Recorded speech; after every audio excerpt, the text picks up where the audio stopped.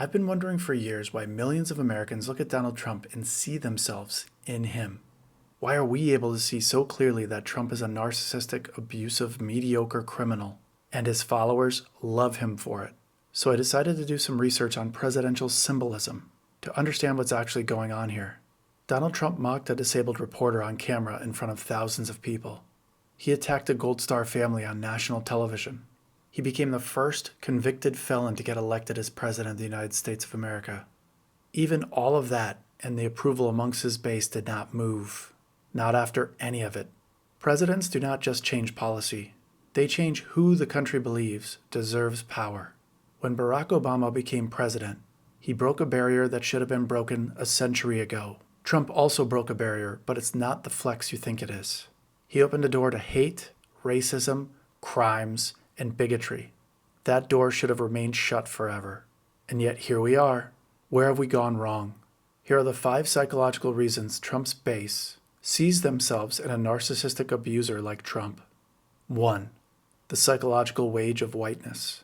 For over 200 years, every American president was white. Every presidential inauguration confirmed the same assumption. The highest office in the country belonged to one racial group.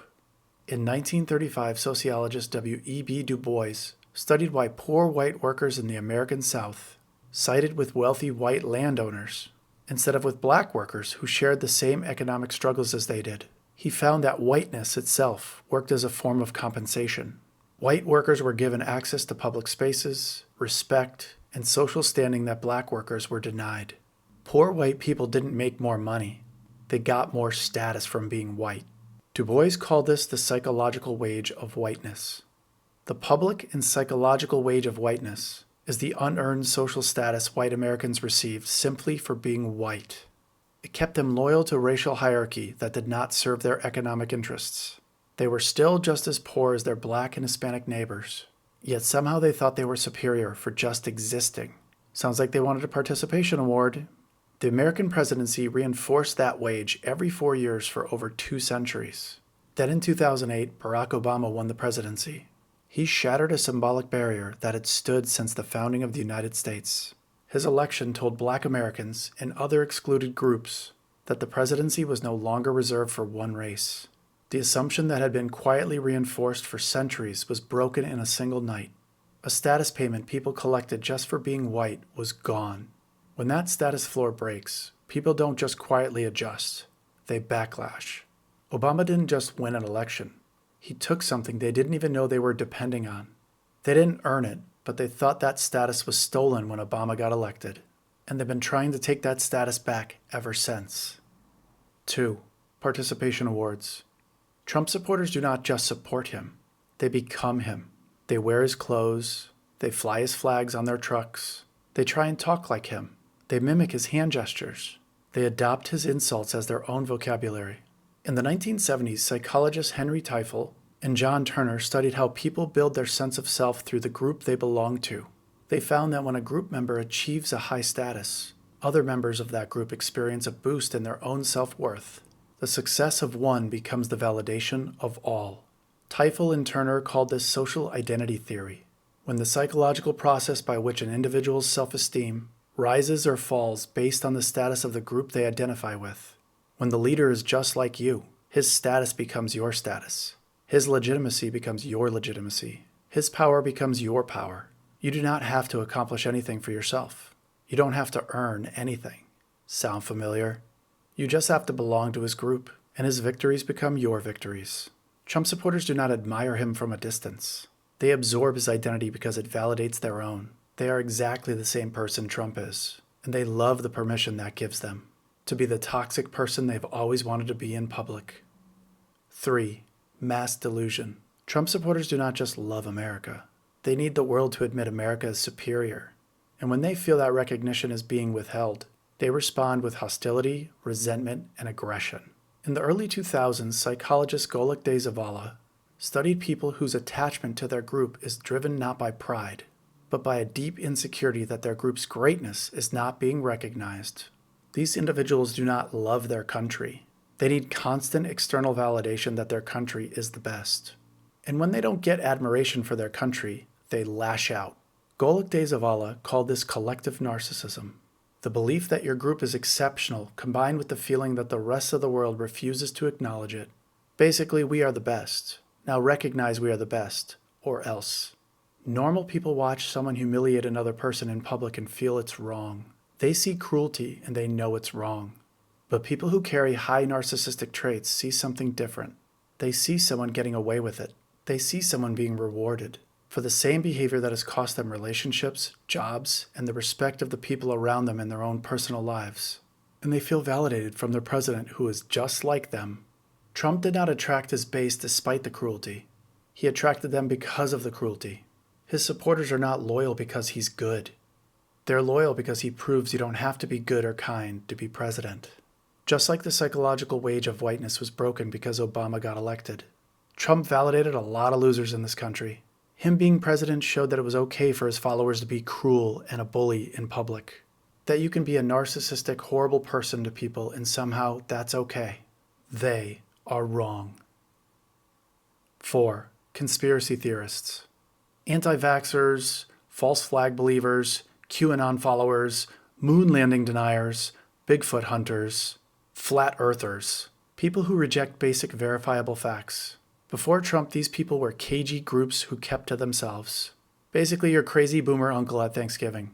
Society had a word for these people: fringe. They were not taken seriously.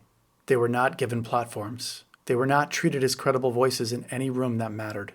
In the 1990s, political scientists Joseph Osinski and Joseph Parent studied why certain populations are drawn to conspiracy theories.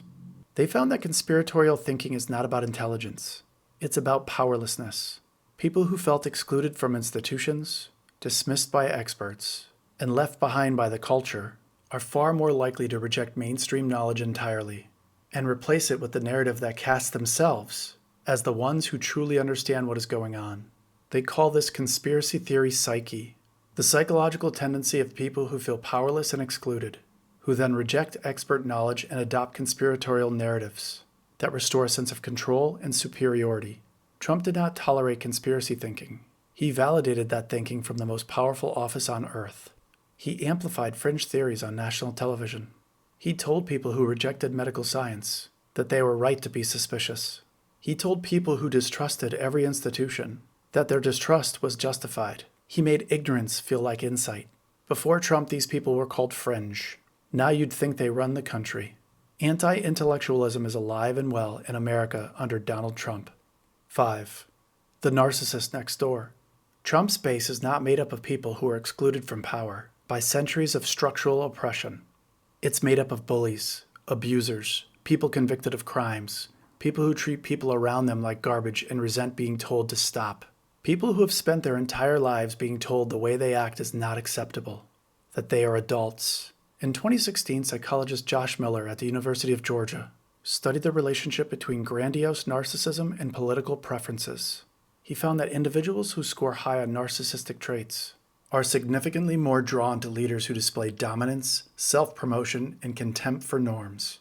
The connection is not ideological, it's psychological. Narcissistic people are attracted to leaders who mirror their own traits because those leaders validate the way these people move through the world, how they act personally.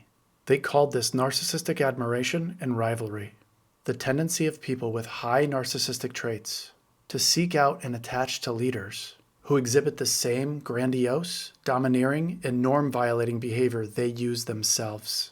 Trump proved that you can be a racist, hate-filled person and still hold the highest office in the land, that you can break the law and still get elected.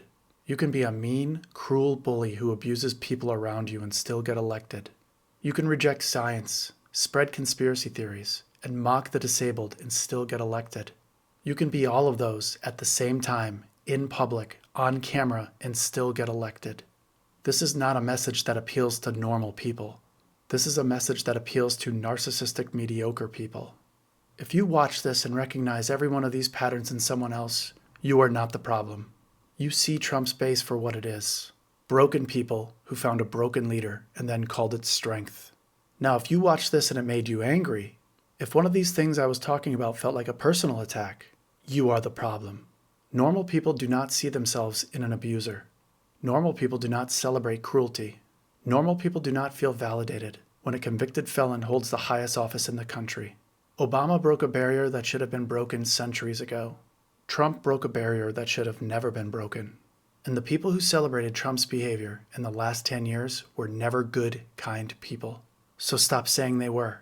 They are broken, narcissistic people, and they've always been this way.